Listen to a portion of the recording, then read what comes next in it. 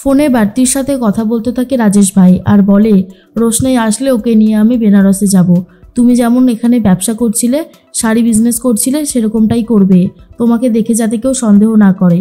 বাড়তি বলে, ঠিক আছে স্যার, আপনি যেমনটা বলবেন তেমনটাই করব। আপনার নুন খেয়েছি আমি, আপনার সাথে বেইমানি করতে পারবো না, তবে আমাকেও একটু দেখে রাখবেন। রাজেশ ভাই বলে, তুমি যেই উপকার আমার করেছো আমি কখনোই ভুলবো না। তোমার যা সাহায্য লাগবে, যখন যেটা লাগবে তুমি একবার আমাকে বলবে, পেয়ে যাবে।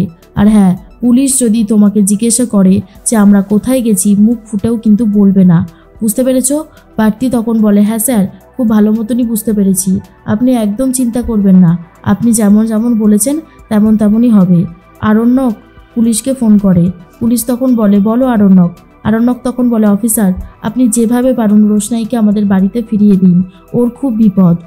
অফিসার বলে, এত বড় একটা মেয়ে নিজের ইচ্ছায় যদি বাড়ি থেকে বেরোয়, তাকে কিন্তু আটকানোর ক্ষমতা আমাদেরও নেই। আরণ্যক বলে, রাজেশ ভাই একটা গুন্ডা, আর ও এমন কিছু বলেছে যাতে রোশনাই ভয় পেয়ে বেরিয়ে যাচ্ছে, আপনি কিছু একটা করুন অফিসার। অফিসার বলে, ঠিক আছে, তুমি যখন এত করে বলছো তখন দেখছি কি করা যায়, তবে একবার ভেবে দেখো ব্যাপারটা। মনে মনে আরণ্যক ভাবে, আমি কেন এত কিছু সহ্য করছি?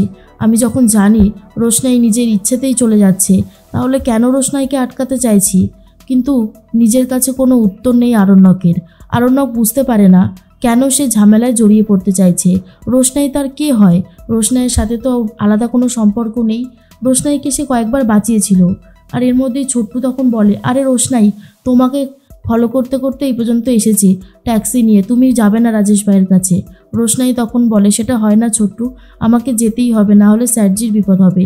তখনই ছোট্টু বলে, তোমার স্যারজির কোনো বিপদ হবে না, তুমি যাবে না, আমি তোমার স্যারজিকে কথা দিয়েছি।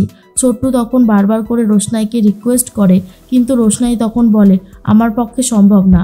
ছোট্টু হাত ধরে আটকে দেয় রোশনাইকে, কিন্তু তবুও রোশনাই ছোট্টুর হাত সরিয়ে দিয়ে সেখান থেকে ছুটতে চলে যায় রাজেশ ভাইয়ের কাছে। এরপর রাজেশ ভাই বলে, এই তো তোমার জন্যই অপেক্ষা করছিলাম রোশনাই, তুমিই তো হলে সেই বেগম যার জন্য আমি এতগুলো দিন অপেক্ষা করেছি। তুমি কি ভেবেছিলে আমার কাছ থেকে পালিয়ে গিয়ে তুমি অনেক ভালো থাকবে? সেটা যে হতে পারে না। এরপরেই ছোট্টু ফোন করে আরণ্যককে বলে দেয় সবটা। আরণ্যক বলে, আমি এক্ষুনি আসছি। রোশনাই বলে, দেখুন, আমাদের এখানে কেউ দেখে ফেলার আগে আমাদের এখান থেকে চলে যাওয়া উচিত।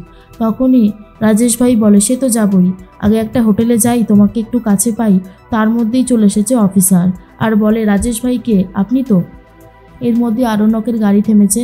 আরণ্যক গাড়ি থেকে নেমে আসে আর রোশনাইকে বলে, চলো রোশনাই, বাড়ি ফিরে যাবে।